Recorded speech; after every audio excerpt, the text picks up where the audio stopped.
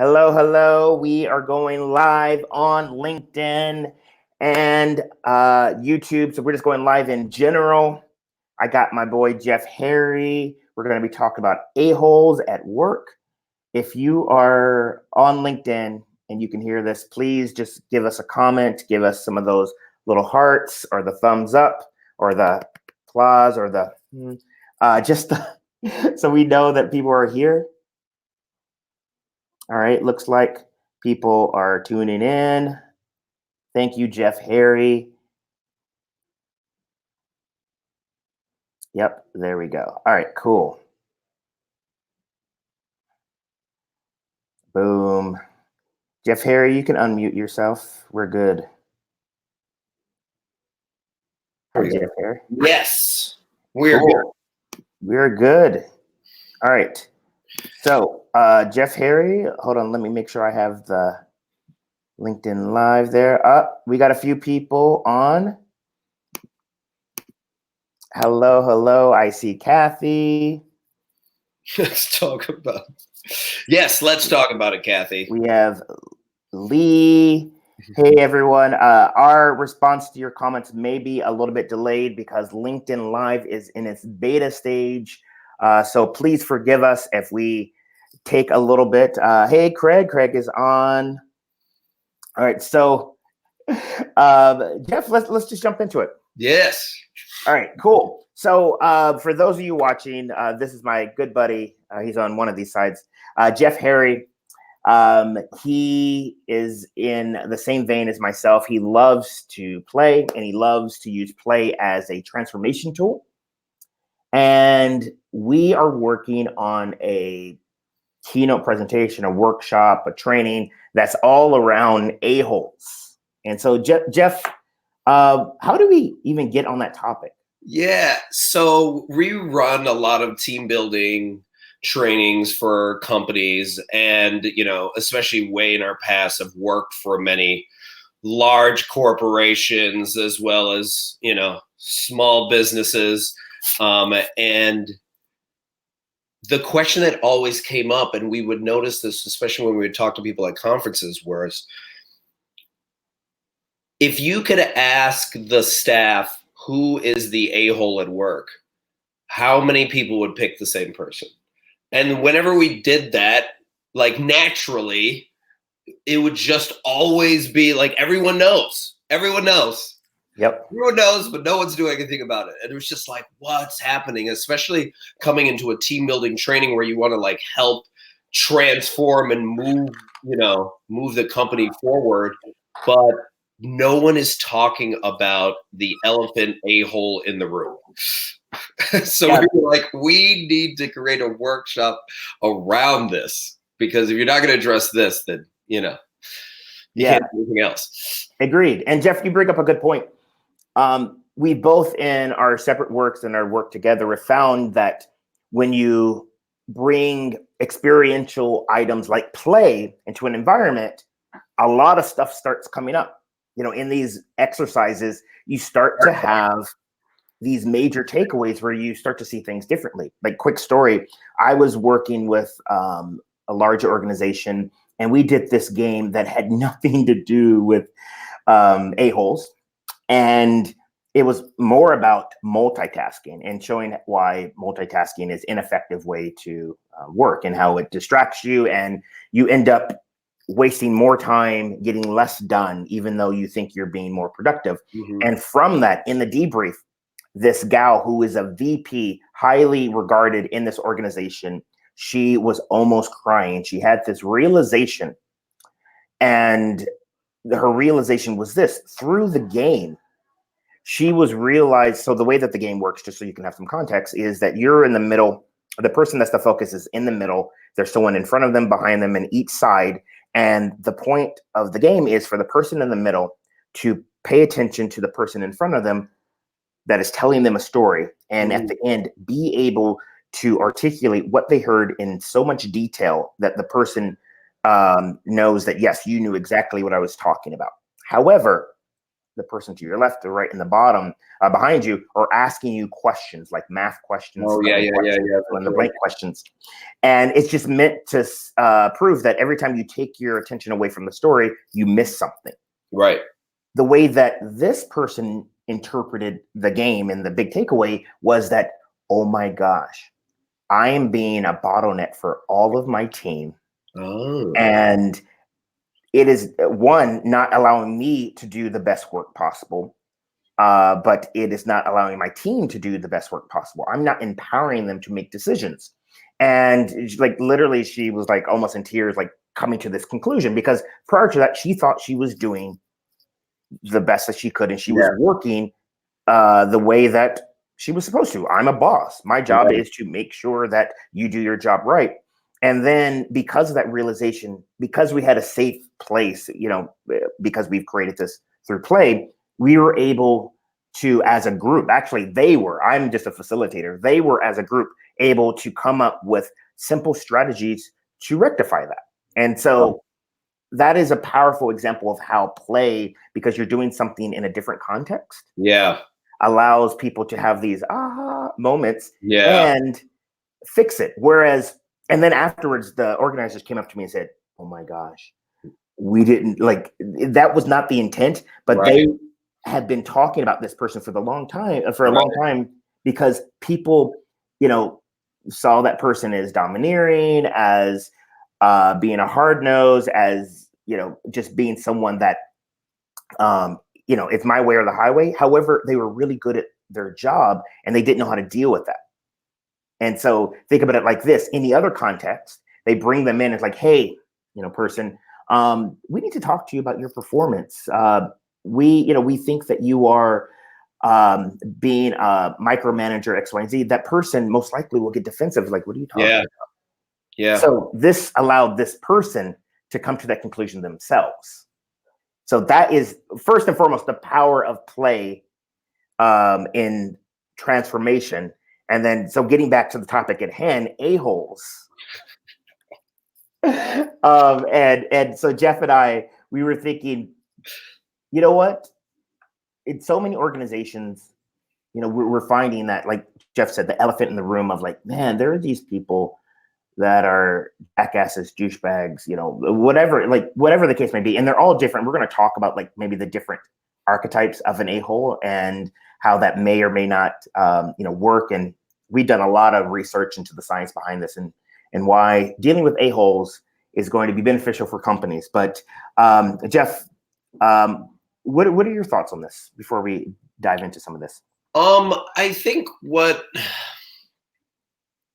it's a really sensitive subject, right? Because there's both the idea of, when we were doing some of this research, you found that there's the temporary a-hole, because anyone can be, like we could be, like there's been so many studies that have been done that when you put people in positions of power, when you add a ton of stress to people, like any of us, like I remember, this is a horrible story about myself, but my friend Maddie and I went to Six Flags a few years ago when they just started the Fast Pass. Remember that? And we bought it and we were like, listen, we're going to be nice and we're going to be grateful and thankful and, we're going to cherish this. Within 5 rides, we were like, ugh. Why is it taking so long? Like, it's taking more than 5 minutes. Like, I have to walk by these normal people.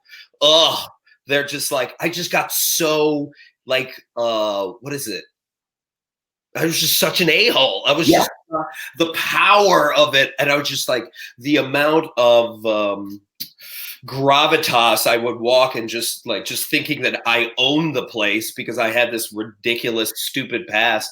And it's amazing how quickly that can just encompass you. So like, that's the first thing of like, just knowing that, even in the process, you might realize like, am I the one that's being the a-hole? Like who, what's happening here? And then I think the other aspect that is crucial is then,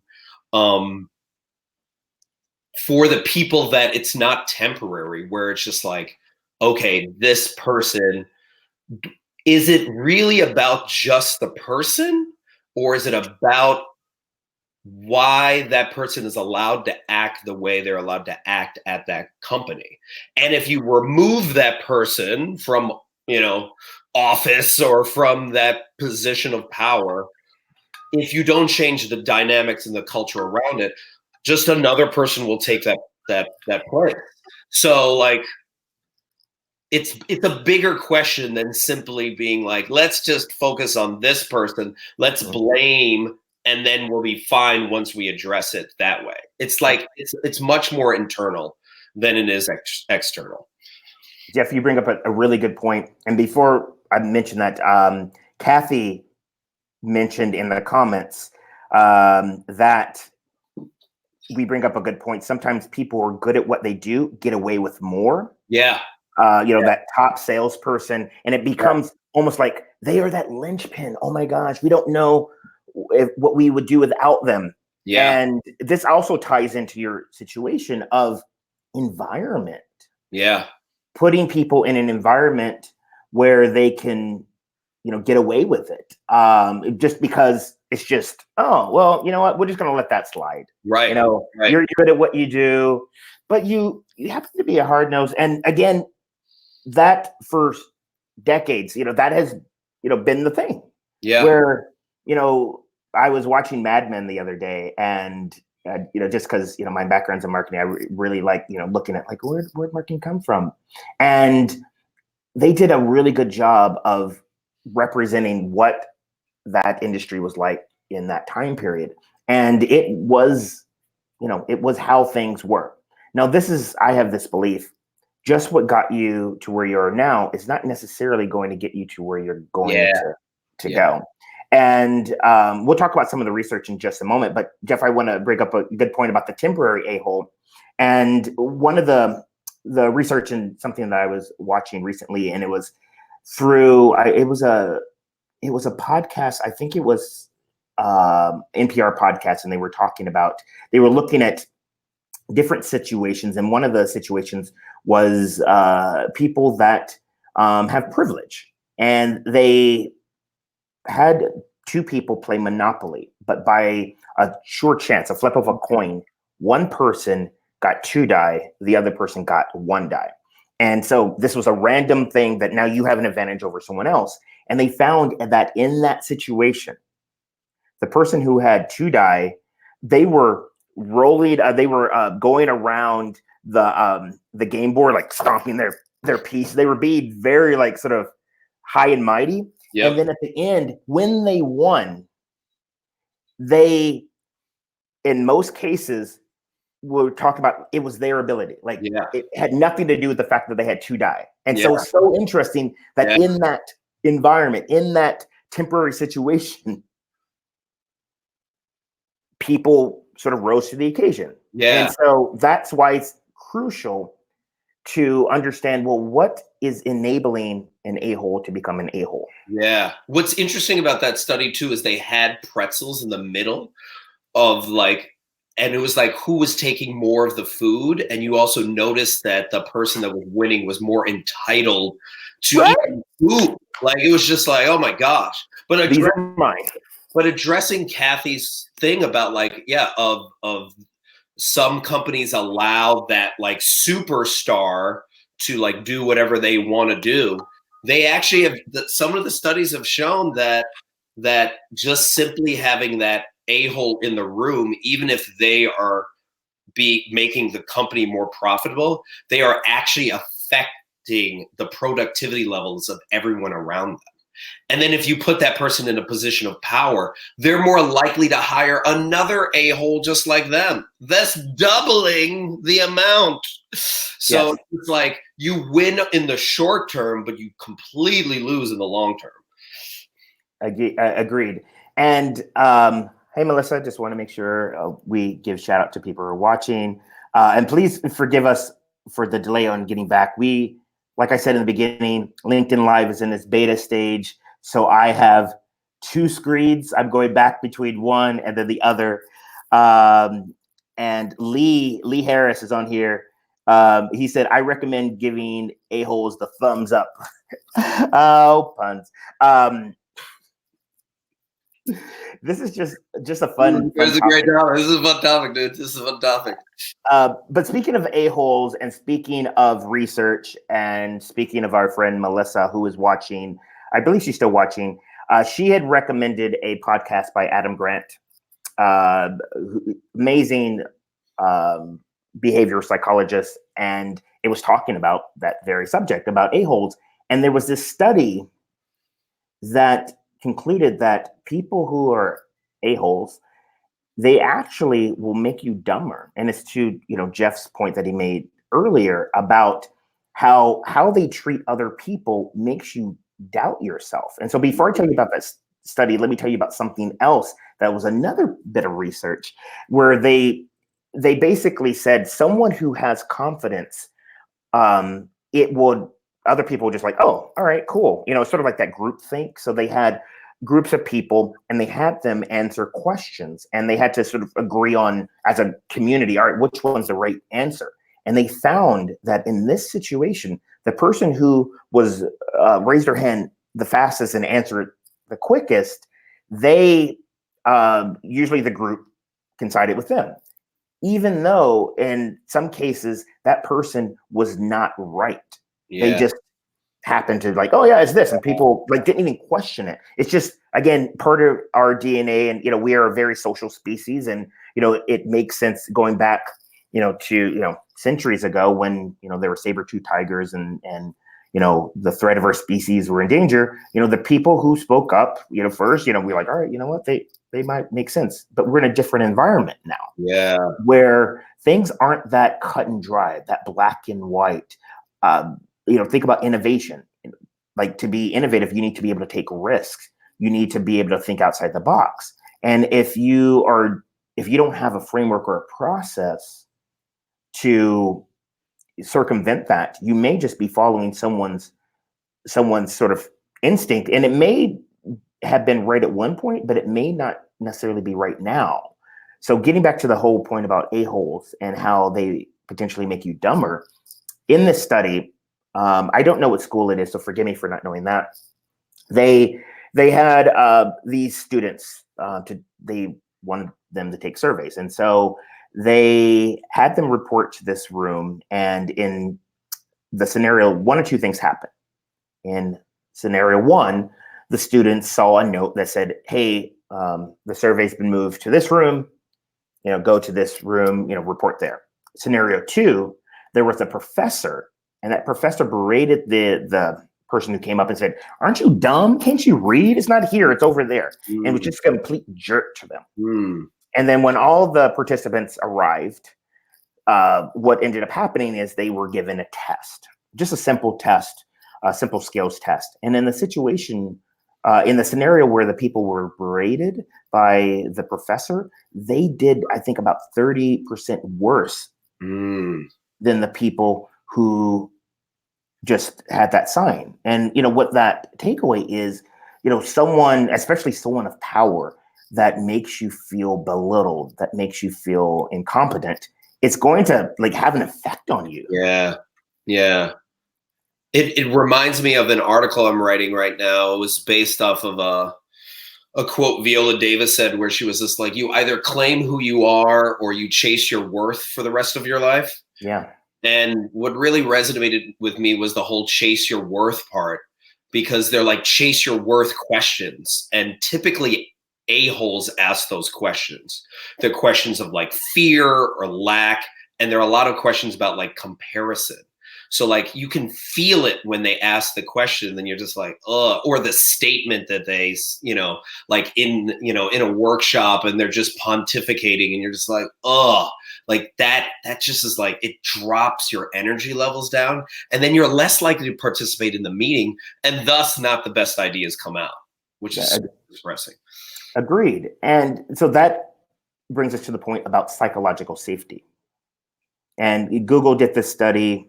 It's Project Aristotle. I talk about it a lot in the workshops and work that I do. And they wanted to know what makes a high-performing team. And so they, thousands and thousands of data points. They looked at every sort of combination of team across the whole organization. And it was inconclusive on the amount of certificates or the technical knowledge you had, does that make a high performing team? Because they found in situations where they had, PhDs and, people that had all these certifications and all this technical knowledge, they had some situations where they crushed it, some situations where those teams bombed, but they found more often than not in those teams where they had psychological safety. And what that means is the people on the team felt comfortable being their authentic self, speaking up and speaking their mind without fear of backlash. Yep. In those situations, those teams outperformed even the smartest teams. And so it goes back to what Jeff said, is that if someone doesn't feel worthy of speaking up, they're going to essentially become a yes person and just follow along. Even if they know it's a bad idea. Yeah. And which just blows my mind, man. I just saw a study that was done where they interviewed top executives, not CEO, COO, but just right below it. And they asked them, how many of you state when there's an idea on the table that you think is a bad idea and you speak up about it?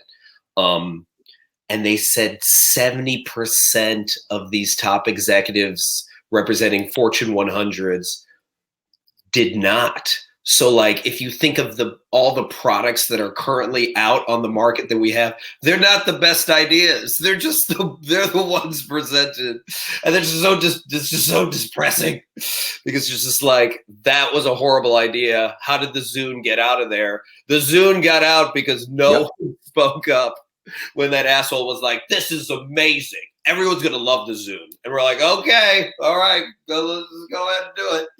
Yeah. Well, also think about this. I always joke around and say, I wonder what was going through the mind of the CEO of Blockbuster Video when he was cleaning out his desk on his very last day, knowing that they had the idea for Netflix, but they did nothing with it. Yeah, dude. I mean, the amount of companies that were destroyed because no one stood up to the a-hole. Yes. Like, it's as basic as that. It's so ego driven, and it's just like, So you want to dive into the signs? I'm really so there are some signs that you have an a-hole problem. And so this is the thing, before we get into the signs, it's important to note that there are some symptoms. You may be a high performing company as a whole. Yeah. And you may be crushing it and things are great, but there may be some signs that you're not living up to your full potential. And it may be because you have an a-hole problem that is stifling growth. And so we are just going to throw some of these out, and talk about them. And if you have any comments, feel free to chime in. And so before I do that, let me check the comments, see if there's anything else. So what do we got here? Craig mentioned increased emotional pressure, proportional cognitive decline, the AHole effect. Yes, I totally agree. Kathy says a-holes make us dumber. So we're all on here. I feel like with the rock stars that I have watching this, all 17 plus of you that are watching this live, and all the people that will watch the replay, I feel like I'm singing to the choir here. So hopefully we can get this in front of the right people. So at the end of the day, we can start making shifts so that we can create environments where it's just like, when you have a flame, you remove the oxygen and the flame goes away. So hopefully we can create an environment where a-holes cannot exist and we can thrive. Yeah.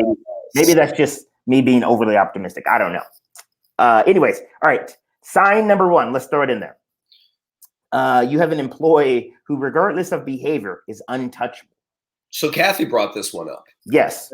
This is the one where they have done so many things that go against the culture of the organization and offended so many people, but nothing's been done about it. And they're usually people that have been around for a really long time. And yeah, it's just like, well, that's just the way they are. You know, you're just going to have to figure out how to adapt. So a lot of people then just avoid that person, which then is really unproductive when you actually have to get work done with that person. Yeah, that Yeah. one. And it's interesting, to that point, and it goes back to the quote that I said earlier. What got you to where you are now may not get you to where you, need to be. And maybe that person, when the company, maybe they've been around since the company first started, Yeah. and that mentality maybe was successful at that point, or was maybe necessary. And then you get to the next stage, and it's almost like they have a sort of closed, or they don't have a growth mindset. What's the opposite of growth mindset? Fixed. Fixed. Maybe they have a fixed mindset, and they are just sort of riding on what worked then. And you may get like phrases like, "Oh, well, you know what? That's how we've always done it." Yeah. And it actually makes sense that they were probably successful at the beginning because there were no staff. There was probably 5 of you. So but now that you have a larger group of people, it's really about that emotional, or that EQ. How are you able to work with others and motivate others? And that skill set of being domineering it's not helpful anymore. It was helpful back in the 1950s. That shit's old. It's over, Yeah, exactly. And then because of that, it goes back to all these other characteristics that we talked about before of, someone may say, well, they're confident. They speak their mind, they're decisive. Yes, these are all exceptional traits of a leader. A leader needs to be confident, a leader needs to be decisive, but at the expense of the rest of your employees. Yeah. And they're not, this is the thing, when you start, this is the question I asked leaders when working with them.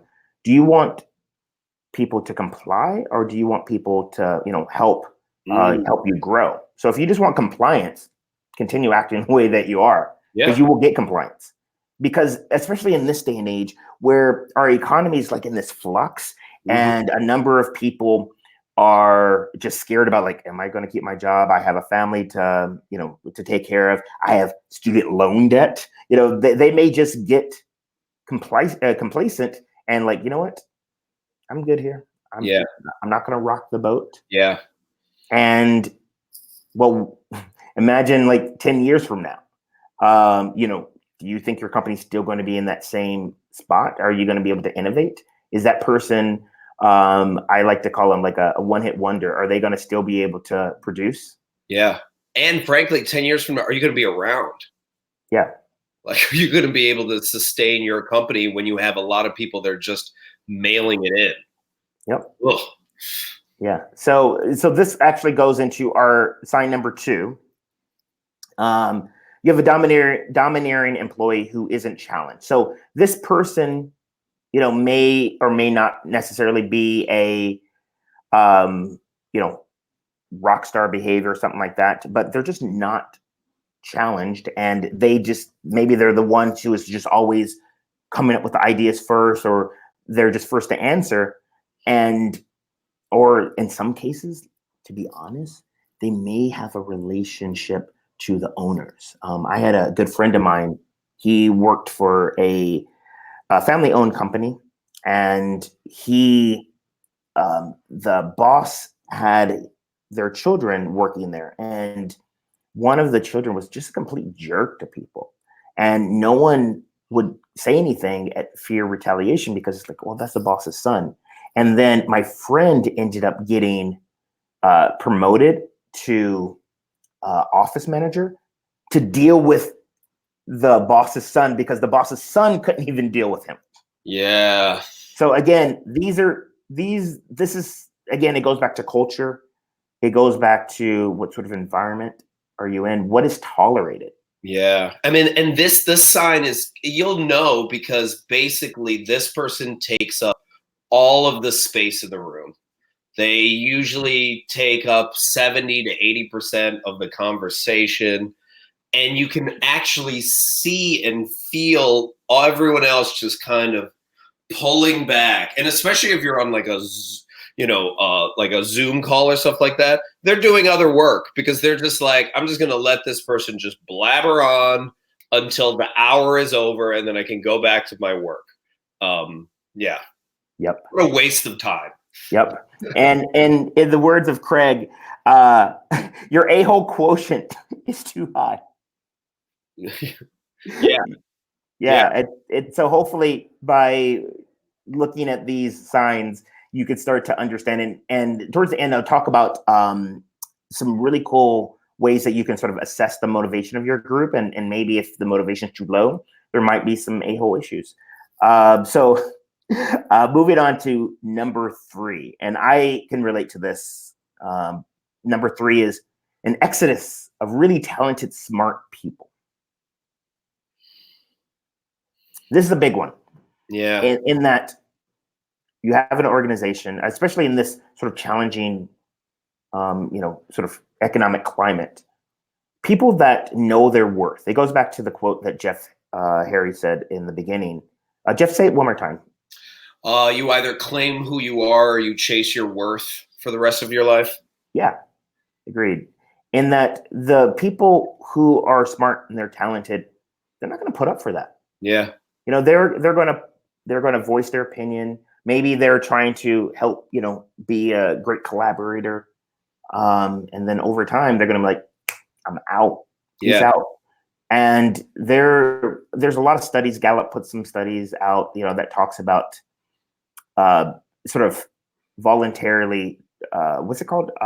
Voluntary termination rates and things like that. And that, right now, I feel like it's the market is ripe. As I really focus on the like marketing advertising industry, and there's always, it seems like people are always hitting me up. Hey, do you know a good person that can do this? That's a good marketer for this, a good copywriter, a good creative director. So the smart and talented people, boom, they're going to bounce. Yeah. And this is the thing. I know there's a lot of people that may disagree, and they feel like, oh, people are just job hopping and they're just, they're probably going to leave anyway.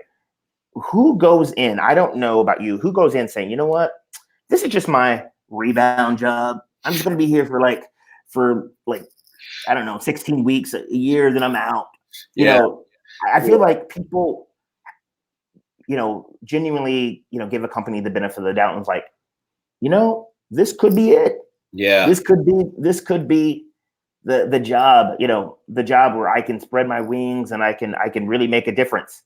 Yeah. I feel like we use many times the excuse, or you see it with companies where it's just like, oh, it's the industry, or it's just the culture of millennials these days. They just never stay. And you don't really reflect on why this talented, phenomenal person that completely aligns with the values of your organization or your company has just chosen to just walk away.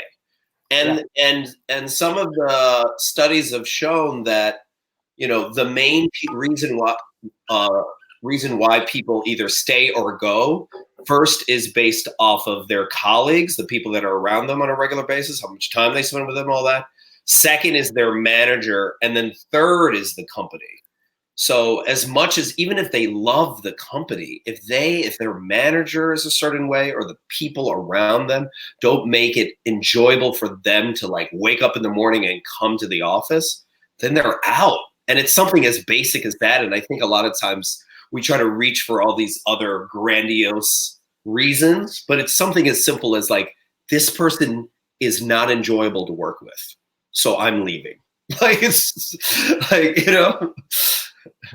Yeah, no, agreed. And I'm going to put up a quote here. I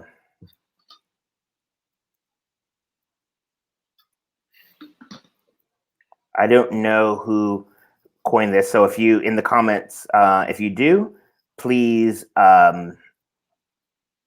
so let us know where this came from. I've heard it time and time again, and that people don't leave a company, they leave a crappy manager. Yeah.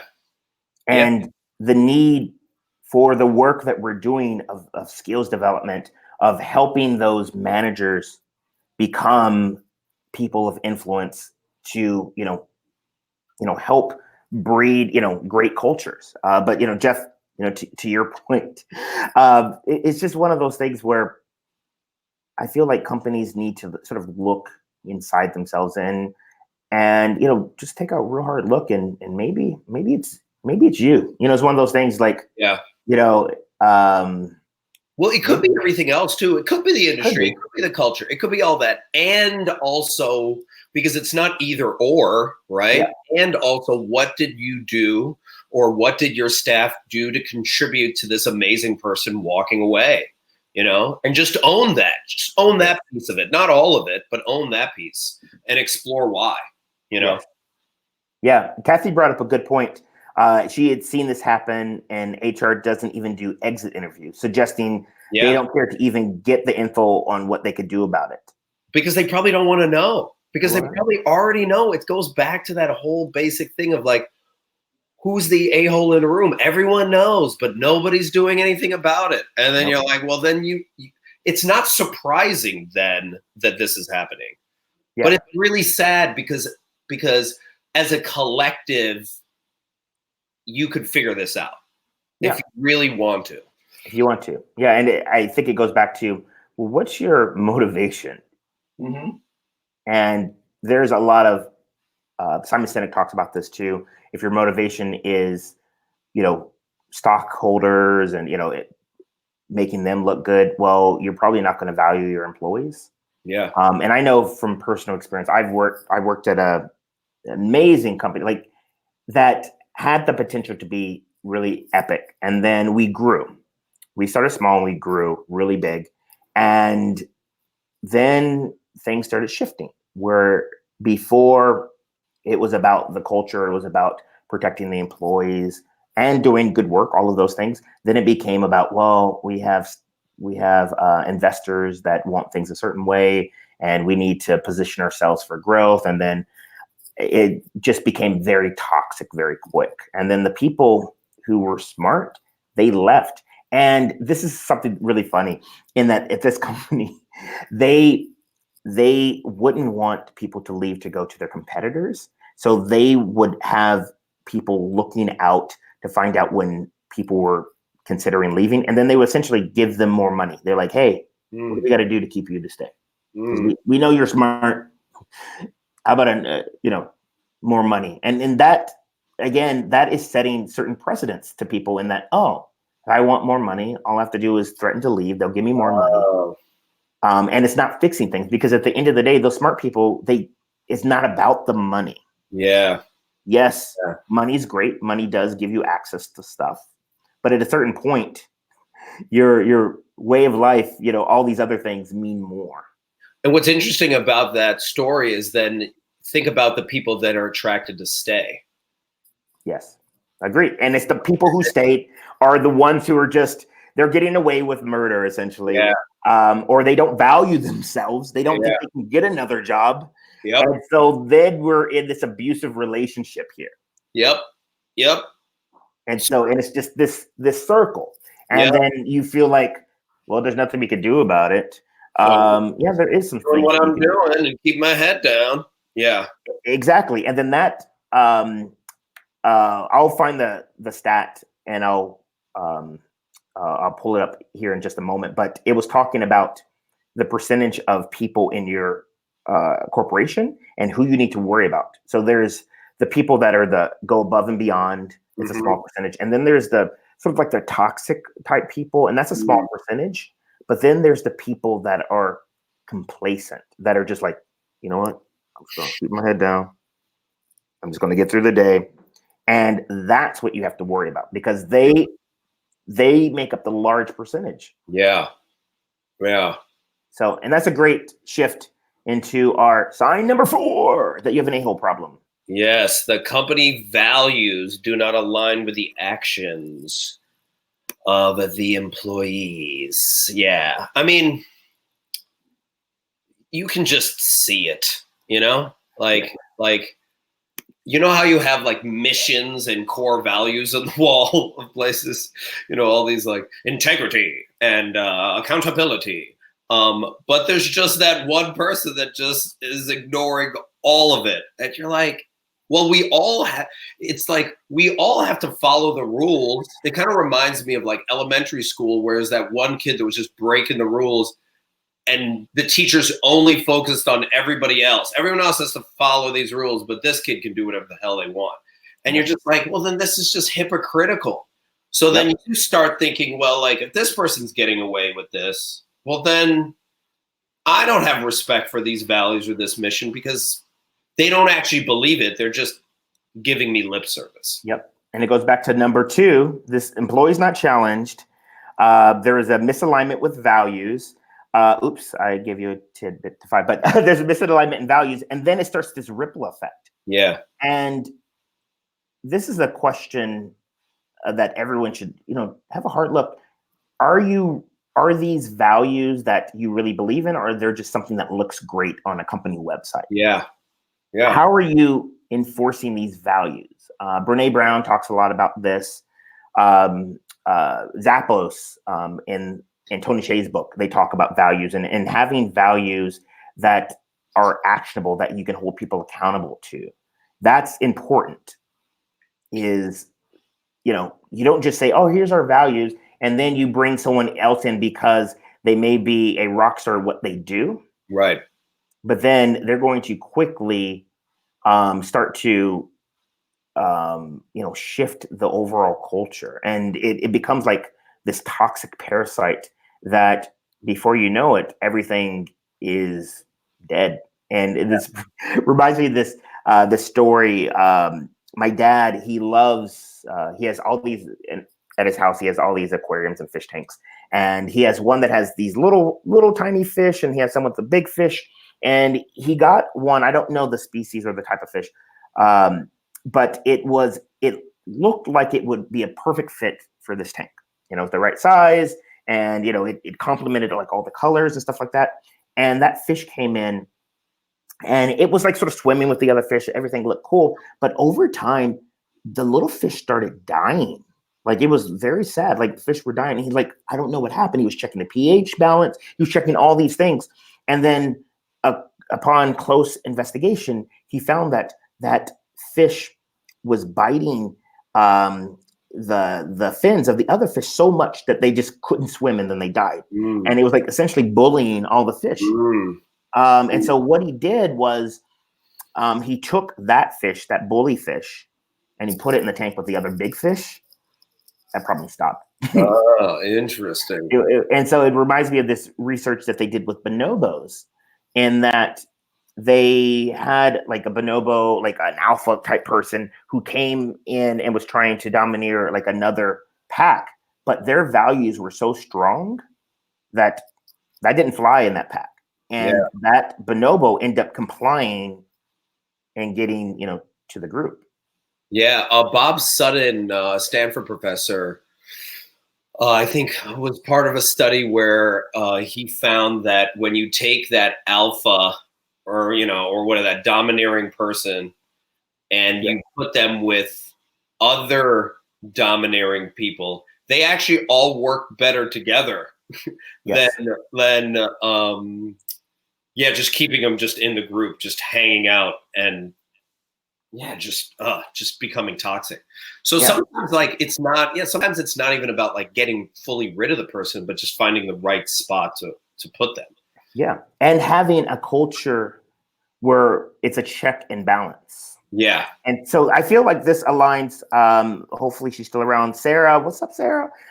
She had a question that said that, what do you say about helping the a-holes to play and enjoy themselves more, to shift the a-holeness? And so that's a good point about, we talk about these a-holes like they're these crappy people. But if you think about it, I seriously doubt that someone would say, you know what? I'm going to go into this company. I'm going to be the biggest asshole there is. I'm going to bully people. No one goes and does that. It's their environment that allows that behavior to prosper. And maybe it has to do with the incentives that, you're giving bonuses. So you're giving external validation for sort of intrinsic motivation. And then it becomes like what we talked about with the monopoly thing, where they're just, it, brings out that in people because it's too competitive. And so this is one of the things, if we, start to have empathy and look, try to look through the lens, through the eyes of the a-hole. Well, also, I mean, yeah, this is why I love this topic. Go ahead, Jeff. Is that person may not even know they're the a-hole. Yes. A lot of times they don't, and like that is the first thing that needs to be recognized. But also, how do you do that in an empathic way? Yes. Because they're acting a certain way because it serves them and it's working. So you have to figure out, like, well, I mean, if we're thinking about it from a play standpoint, it's like they're enjoying it, doing it this way.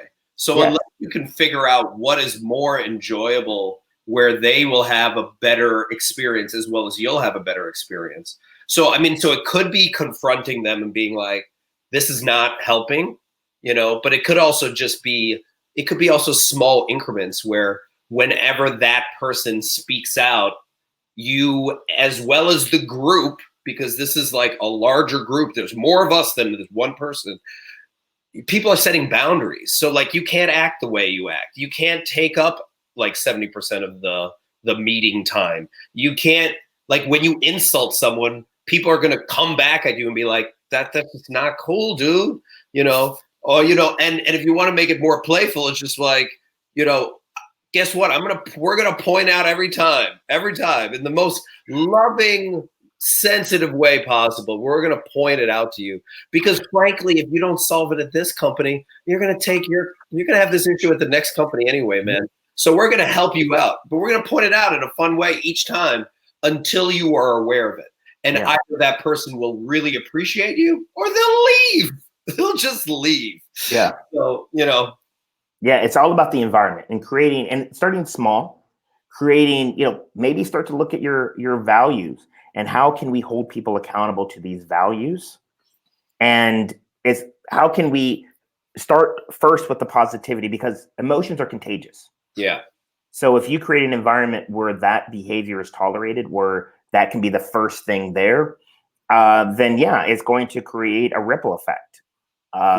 If you're thinking about meetings in particular, and say you're a manager and there is someone who is that, always poking holes in everyone's stuff, this is a really great trick that will make the a-hole feel like validated and make the meeting productive. So as a leader, you have to have courage to do this, but just go up to the person and validate them, like, and say, hey, you know what? You have some really great ideas. You have some strong opinions about this. Can you do me a favor? Pay very close attention to what's going on, and we are going to save some time at the end of the meeting so that you could voice your concerns. And that way it will allow them to feel validated that, they have strengths, they have things to bring to the table. And then we can have a productive meeting. All these things can be out there. And then if you think about idea generation, I like to say you either have, you're using your clown brain or your editor brain. If you want all the ideas to go out, you need to use your clown brain, and you need to sort of put everything out there. No holds barred. Everything goes. And then you have to get critical, and you have to start to validate some of these ideas. And the a-hole, that may, one type of a-hole, is the type of a-hole that is ultra critical of everyone. And, that strength comes in handy in certain situations. But if they're always knocking people's ideas before we have a chance to get them out, like we said in the beginning, people are going to feel like their ideas aren't valid there, and they're going to stop giving the ideas. Yeah. So in essence, the time, I know we're running low. We could talk about this for hours, and I want to address one thing. Who was it? Hopefully she's still here. Michelle, hey, glad you jumped on live. So you had said you love this topic that influence working moms and decision to go back to work or not. So I would love to know a little bit more about that. If you're still around, if you can comment about that. Sarah was talking about playful transparency. She loves it. Yes. So any other questions, put them in. We will address them. But let's jump into number 5. which is the vibe in the company is an environment of fear. Yeah. And you know it. By then you like can walk through the halls, whether you work for the company or you don't, and you can feel the energy, because it's a lot of people keeping their heads down, not wanting to rock the boat, not wanting to question leadership, and just people not feeling like they can be their full self. And they're just worried and walking on eggshells all the time. Mm-hmm. It's just, yeah. Yeah. And so, again, like we said before, emotions are contagious. Yeah. And if the environment is fear, like fear I'm going to get fired, fear that people are going to retaliate, people are going to stop suggesting ideas. And they are going to be that large percentage of people that are just getting by, that are, going paycheck to paycheck, that's not contributing, and they don't really see value in their work. And that is unfortunate. And it sucks for the employee that has to deal with that, but it also hurts the organization on innovating and creating an impact in the world. And I think about, because we're talking about the 5 signs that you have an a-hole problem, and we can dive into like the solutions on another talk. But if we were to at least, express one idea around how to address it, it kind of reminds me of play, in the sense where you first need just one person that's willing to take a risk and step out and just be like, I don't think we need to do it this way anymore, or this person shouldn't be acting this way anymore, or and figuring out there are so many different ways in which you could do it. You could do it at meetings. You could do it individually and sit down with that person. You could talk to the collective group and be like, we're not going to tolerate this type of behavior anymore. But it's someone taking a risk. And I think the reason why we're so worried about taking a risk is because you think you're going to get fired, know? But if you know that the leadership will have your back, and you know that you have your colleagues that have your back, then it's worth at least trying something rather than just coasting, because that coasting is literally eating away at you. And I hate to use the fish analogy that Gary talked about earlier, but it's just like, it's killing you inside. And then at some point, you're going to get to a point where you're like, I just have to leave. And you might not have to leave that situation. If you can get a collective group together, you might be able to combat this, but it's going to take a long time, so you have to be patient. Yep. Totally agree. And so a few things, I found the research. So Lindsay McGregor and Neil Doshi, forgive me if I botched that name, they have a book called Prime to Perform, and they have a thing called total motivation. And this is fascinating. And what this looks at is they have conclusive evidence, to show that depending on the motivation of your employees, if they have high total motivation, they've seen correlations between customer sat surveys and high total motivation in success in companies. There's a total correlation, and the inverse. Like if you think about companies like Southwest, they have high customer satisfaction and high employee satisfaction. And they said the things that influence the motivation. So there are 3 positive things and there are 3 negative things. And I'll mention what they are. And as Jeff said, we'll have a separate one where we talk about, how can you deal with this? And the 3 positive ones are play. When you're motivated by the work itself, like you think about a teacher. A teacher at play enjoys all the core elements of teaching. It's getting to the state of flow, as Mihai said. The other one's purpose, when the direct outcome of the work fits your identity. And then the other one is potential, where the outcome of the work benefits your identity, in that you're an employee that you're working hard because you see the potential to move up or to make a difference in the organization. So those and the ratio, so they have this sort of quiz And it's really fascinating. I'll tell you the ratios in just a moment. Let me get through the other -3. So emotional pressures. So when your work, you do your work because some external force threatens your identity. So this is where guilt comes in. This is fear. This is peer pressure. So that sort of motivation is negative. Economic pressure is when an external force makes you work. So you work to gain some sort of reward or avoid punishment. And then finally, inertia. So this is when the motive to work is completely detached from why you're doing it. You're just like, I don't even know why I'm doing it. I'm just doing it just because. And so it's very fascinating. And so they have a ratio where this is going to blow your mind. So they have all these quizzes, these questions, and you answer on a scale of 1 to 5, like this resonates with me as a 5 or it doesn't as a 1. And then so then they have questions that are around play. You know, you see your work as play, and they multiply that by 10, and then multiply by 5 for the questions around purpose, and then multiply it by 1 2/3 for potential. And then they negative the score by 1 2/3 for emotional pressure, negative by 5 for economic pressure, and 10 for inertia. And so when you're done, you're going to be on a ratio from -100 to +100. So this is very fascinating stuff that I highly recommend that you get and have your team do, so you can see where you lie. And then the last one is the choice model that I mentioned, and that is 5 to 15% of your employees are the proactive ones, where they're going above and beyond. There's 5 to 15% are reactive, so those are the ones that are sort of throwing rocks in people's game. And then 70 to 90% are inactive. Those are the people that are just going, hiding in their heads and just, trying not to get noticed. Yeah. Jeff, any last thoughts on this before we sign off? Well, I'm thinking about when you address that 5 to 10%, the what we would call the a-hole quotient. Yes.